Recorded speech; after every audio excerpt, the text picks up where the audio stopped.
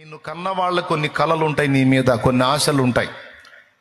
ఓ యవనస్తుడా యవనస్తురాలా విన్నాయన, నీకు జన్మనిచ్చిన తల్లిదండ్రులు నువ్వు ఎదుగుతూ ఎదుగుతూ ఎదుగుతూ ఉంటే ఎన్నో ఆశలు పెట్టుకుంటారు నీ మీద.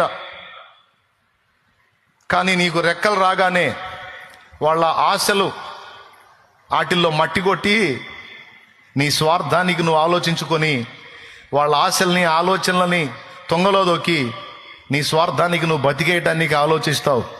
అది నీ బతుకు, అది బాధ్యత లేని బతుకు. బాధ్యత ఏంటో తెలుసా? చితికిపోయిన నీ కుటుంబం చురుకుగా ఉండి బాధ్యతల విషయంలో శ్రద్ధ కలిగిన నీ వైపే చూసిది తమ్ముడా. కన్నీళ్లతో చెప్పాలి ఈ మాట, ఏడిస్తే బాగుండదు కాబట్టి మామూలుగా చెప్తున్నా.